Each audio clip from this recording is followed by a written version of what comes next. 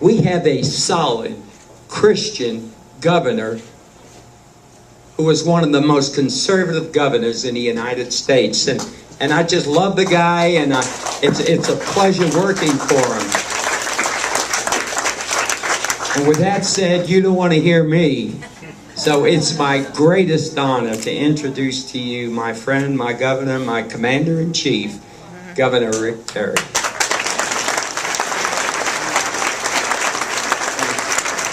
Thank you, Colonel. I don't care what he says, I still get a little bit nervous around colonels. And this is a good man right here, ladies and gentlemen. Y'all don't know how blessed you are to have somebody like him represent Smith County. He's a good man. Well, Cookie, it's good to be with you again, man. This is my old classmate from the beloved Texas A&M, and it treated us well. And, you know, I tell people that's one of the reasons I'm passionate about my job, is to give back to this state, because the state has given me so much.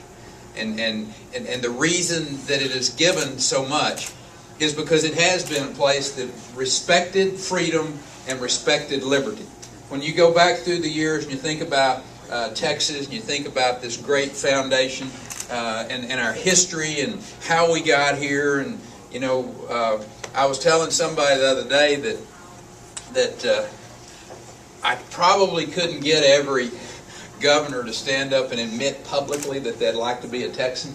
But I know I could get every governor in the country to stand up and say, like I got to say last year, that we just finished a legislative session with a balanced budget, cut taxes for 40,000 small businesses, and left upwards of $8 billion in a rainy day fund. I guarantee every one of you like to hear from someone up and say that. And I give the credit where it's due. They're the men and women of the Texas legislature, although I don't agree with them 100% of the time. And the colonel will be the first to tell you he don't agree with me 100% of the time. But we get it right most of the time, particularly on the issues of fiscal discipline. There is a reason that we find ourselves at a unique place today in an economy that across this country and around the world isn't very pure. I was just talking to the owner of this restaurant, and I asked him, I said, how's business? He said, business is really good. I said, aren't you glad you don't live in California? This business wouldn't be too good. And I tell people, I said, I don't like California having a hard time. I wish California had the fiscal discipline, had made the decisions that Texas has made, and that their economy was strong. Because we can't afford a big old state like California to go bankrupt. We can't, because I figure I know who's going to have to pay to bail them out. That's the rest of us. So we need those kind of policies all across this country. One of the reasons I'm running for re-election is so that I can work with other men and women, other governors that are going to be elected in 2010 that share my belief in the 10th Amendment, share my belief that the states ought to be the place where the competition occurs.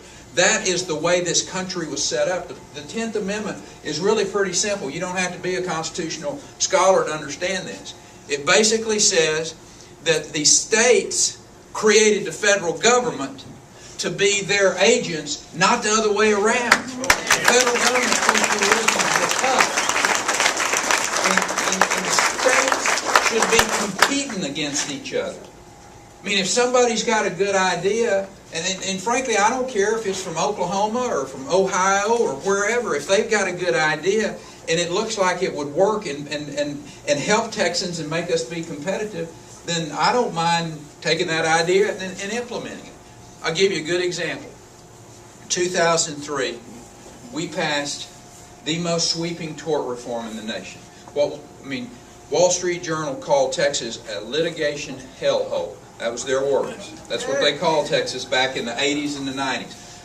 And it was, we were seeing doctors quitting the practice of medicine. They were stopping, a lot of them were stopping going and doing specialized medicine, you know, obstetrics and OBGYN, the neurosurgeons, all of the highly technical specialists. You saw people moving out of those or leaving the state altogether because of the amount of frivolous lawsuits that were being filed in this state. And what was happening in places, now it might not have happened in Tyler because y'all got such a great medical community here, but in places in this state, you had rationing of health care. For instance, 2/3 of the counties in Texas prior to 2003, if you were a pregnant female, you had to travel outside of your county to get a specialized prenatal health care. There were no OBGYNs in 2/3 of this county. If you were a citizen of South Texas, in say Hidalgo County, and your child had an accident, fell off the bicycle, hit their head, closed head injury, you probably were going to be transported that child all the way to San Antonio before they could get to a specialist. You know what that meant? That meant either death or long-term trauma. That type of rationing of health care was what was happening in Texas. And Leo and his colleagues, up against powerful special interests, passed the most sweeping tort reform in the nation. And today, we have doctors moving back into this state, practicing medicine. The insurance is down, I want to say, upwards of 25-30% below what it was in 2003. I mean, those are powerful messages that we get it right in the state of Texas. And Oklahoma, their governor, when he got elected, and you know, I'm not picking on Brad, I'm just telling the truth here. I wish he'd leave our football players alone, but when he got elected, he said, I'm going to pass that tort reform so Oklahoma can be competitive with Texas. Well, Brad belongs to the other team, not just on the football field, but Brad's a member of the Democrat Party. And the personal injury trial lawyers never were going to let him pass that in Oklahoma. He'll finish his term up next year. They still haven't passed tort reform in Oklahoma. And my point is, it ought to be left up to the states. If they want a governor who will stand up and say to the personal injury trial lawyers, we no longer are going to let you hold us hostage in this state, then you elect you a good pro-tort reform, probably going to be a Republican, in Oklahoma this next year. And my bet is they will soon pass tort reform and they will be more competitive.